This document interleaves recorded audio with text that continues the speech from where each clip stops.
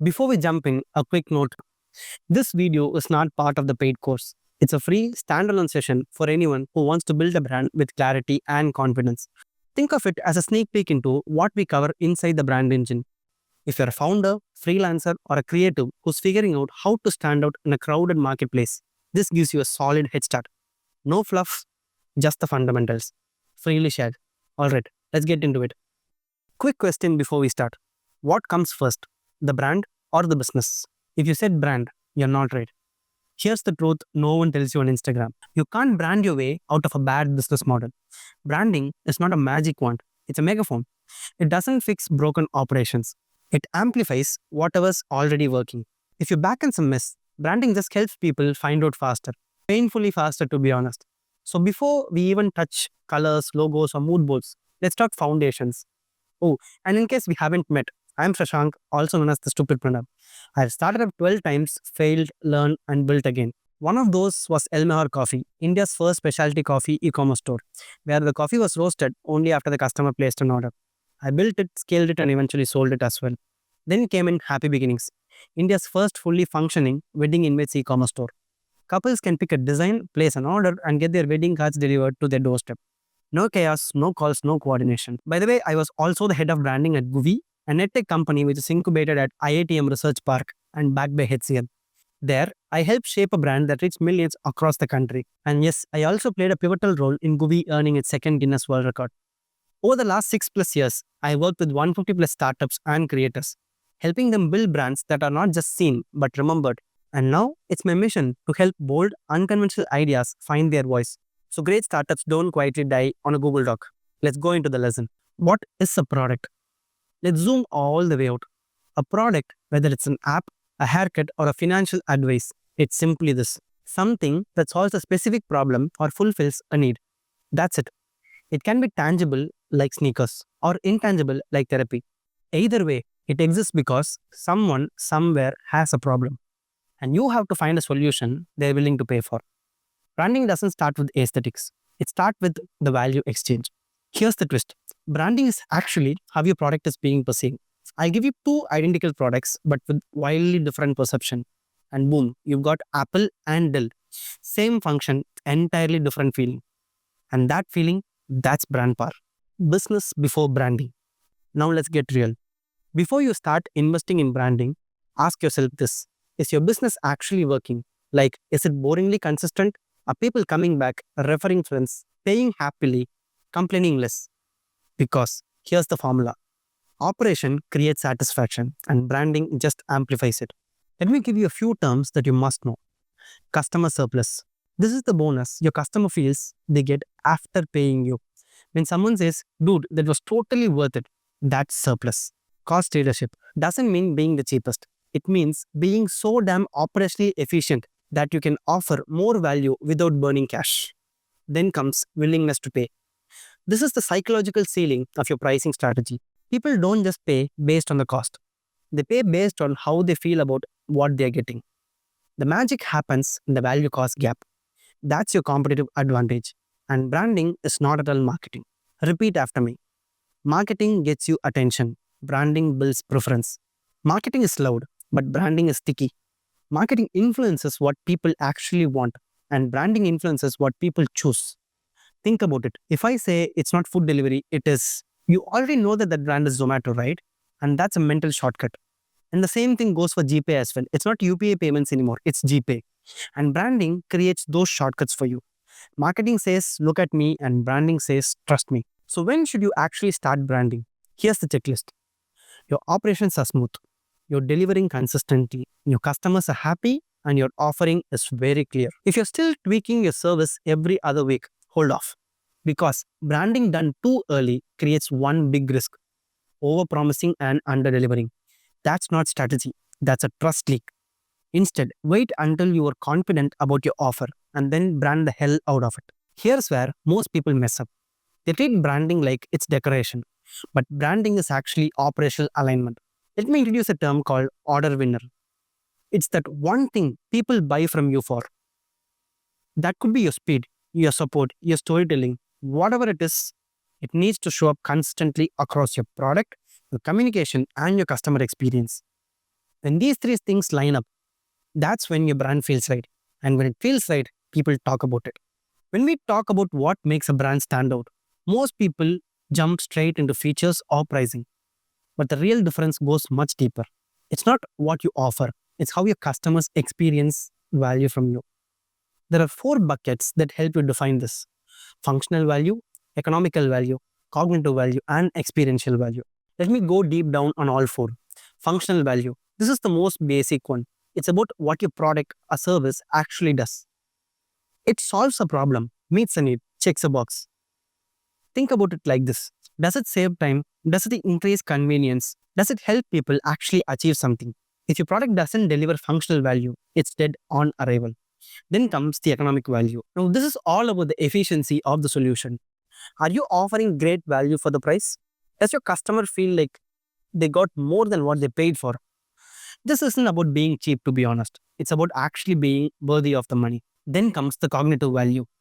Now we are getting into the interesting stuff. Cognitive value is how you make your customer think about your brand. You're shaping their perception. Do they see you as innovative, reliable, smart, cool? This might not solve a core problem, but it shapes how it explains your brand. And finally comes the experiential value. It's how do they feel when they interact with your brand? From the website to the packaging to your emails. Is it delightful, boring, chaotic, clear? This is where your brand personality really shines or falls flat. I'll give you a small action step. List one value your brand provides under each bucket, then rank them from the most important to the least for your customer, not for you financially. This little exercise will help you spot where your brand is strong and where it might be under delivering. Say it with me: value is not equal to features. Value is perception, and perception is brand. Let's sharpen the edge. Now that you understand the four value buckets, let's break down the tools that will help you pinpoint your brand's advantage. First step is attribute and weight mapping. Imagine your customer is comparing you with three different options. How do they decide? They're not just looking at features, they are mentally assessing importance to each one. Let me give you an example. Let's say your platform has 10 features, but your customer only cares about two: speed and ease of use. If you're the fastest and the simplest, you win, even if your competitors have more bells and whistles. So here's what you do: list your features. Then next to each one, assign a weight based on how much your audience actually value it. 1 means nice to have, 5 means deal breaker. This helps to prioritize what to communicate and what to stop over explaining about. Order winner concept. This is a big one. An order winner is the one thing that actually makes someone choose you. Not the 10 bullet points, not the brand story, the one thing.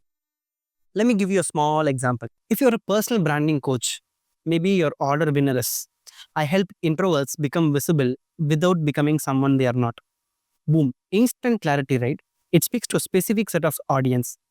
Your messaging, product experience, and even your offer structure should simplify all of that so that it directly communicates to the people. Let's talk about perceived risks. Every decision comes with a little fear. What if I buy this and it doesn't work? What if I switch and regret it? What if it's too complicated? And that's perceived risk for you. And it's your job to reduce it. Ask yourself, what feels risky to my audience about choosing me? What can I do, say, or show to lower that fear? Maybe it's a money back guarantee. Maybe it's testimonials, demos, or transparent pricing. Maybe it's just sounding more human. People buy when they feel safe, and your brand needs to be the one that makes them feel that way. So here comes your action steps. Identify your order winner. List three of your perceived risks your customer might feel. Then write that one thing you could do this week to reduce that risk. Because you have to remember that brand clarity isn't about saying more. It's about saying the right thing, however small it may be. Up next, we'll use these insights to map out a strategic position and how to scale that advantage. Now comes how to compete. Let's talk about strategy at scale. Because once you've nailed your value buckets and your order winner, the next step is to ask, how are we actually different in the market and how do we stay that way, right? Let's look at the framework that will help you answer that. Framework 1 is the 4 Piece of Differentiation. This is classic, but it works. You don't need to be different in every single category, but you need to be clearly different in at least one of them. Let me break it down for you. First up is product. Do you offer something that no one else does? A feature, a process, a philosophy maybe? Then comes the pricing. Are you more accessible, more premium, or subscription only? Sometimes how you charge might even be the differentiator. Then comes the place. How do you deliver? Are you faster, more local, exclusively online, or delivered via WhatsApp? Whatever it may be. Finally comes the promotion part. How do you show up and talk to people? Maybe you use humor when others are very stiff, or storytelling while others are just selling. Take a moment now, pause this video, look at your brand, rethink everything. Where are you clearly different today? What could you lean in harder? Then comes the next framework, the ants of metrics. This is one of those lessons that is being taught out in IIMs across the country. The ants of metrics is a simple 2 into 2 grid used to map out your growth strategy. Here are the 4 parts. Market penetration is basically selling more of the same product to your existing audience. Product development is creating new offerings for your current customers. And then comes the market development, which means expanding your current offers to a new set of audience. And finally comes the diversification, new products for new market. These are more high risks, but has a lot of high potential as well. So ask yourself, where are we today and where do we want to grow? Let me give you a small example. If you nailed one-on-one service with startup founders, maybe your next step is to develop a digital product for that same group. This is product development. Or maybe you're exploring how to bring your offer to a new segment, say in another geography or niche, and that is market development. This helps you to avoid random growth and move towards intentional scaling. Let me give you a small action step so that you can actually do this for yourself. Circle your strongest P in the 4 Ps. Mark where you are currently in the ants of metrics. Highlight the growth path you want to explore next. Remember, you don't have to be everything. You just have to be clear about what makes you different and how you are moving forward. There are a lot of red flags when it comes to branding and realignment. Let's be honest. Sometimes, even with all the strategy in place, the brand still feels off, right? To be honest, it happens. It happens a lot more than you think. And it's usually not a failure of creativity, it's the failure of alignment. And in this final lesson, let's talk about what to watch for and how to realign fast. The first red flag is that more than 10% of your customers are unhappy. If more than 1 of 10 people regret buying from you, leave a bad review, or ghost after one interaction, something's up. Now, not all churn is bad, but if it becomes a pattern, ask yourself, are we attracting the wrong people or are we over-promising and under-delivering? Sometimes you don't have a product problem, you have a positioning problem. Then comes the next red flag. You're getting the wrong kind of attention. Are you constantly fielding leads that aren't a fit? That's a signal your messaging isn't specific or your order winner is attracting the wrong persona. I'll give you a small realignment tip. Revisit your minimum viable audience. Get brutally honest about who your brand is not for. Then comes the third red flag. Your team is confused. If your designer doesn't know what vibe to use, and if your social media captions feel way off, and if you hesitate a lot before hitting publish, that's a signal that your brand voice or concept isn't clear enough. You can fix this by actually revisiting your brand concept and tone fillers. Let's sharpen the core idea. Simplify how you explain who you are. Now let's talk realignment. You don't need a full rebrand. You need a few high impact tweaks. Here's a quick checklist for that. Is our order winner still accurate? Is your audience still the same? Is our messaging landing in the real world or just in our heads? Are we solving the right problem? If the answer is kinda yes, it's time to clean up. Start with your top 3 customer touchpoints. Update the copy, tighten the visuals, reposition if needed, and most importantly, listen to your customer every single time. They'll tell you everything you need to know if you're willing to hear it. Let me give you a 3 action step. List 3 types of customers who love your brand. List 1 segment that often churns or doesn't resonate. Write down 1 change you'll make to better serve your best fit audience. Because branding isn't about perfection, it's about precision. And precision comes from knowing when to pause, reflect, and realign. Now you've expanded value, clarity, strategy, differentiation, and alignment. That is how a brand stands out on purpose, right? So finally, after doing all this, what are we aiming for?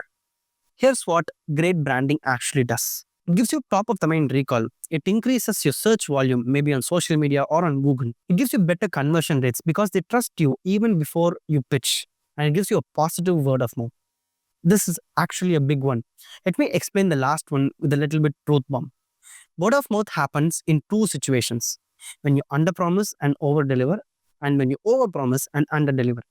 One gets you loyalty, the other gets you hate Twitter threads. So choose wisely. Alright, if your brain just went, whoa, I never thought about branding like this. To be honest, you're not just alone. Most people skip this basic foundation. They jump straight into mood boards, fonts, and a lot of other stuff. But here's the thing, design without strategy is just decoration, and strategy without structure is just chaos.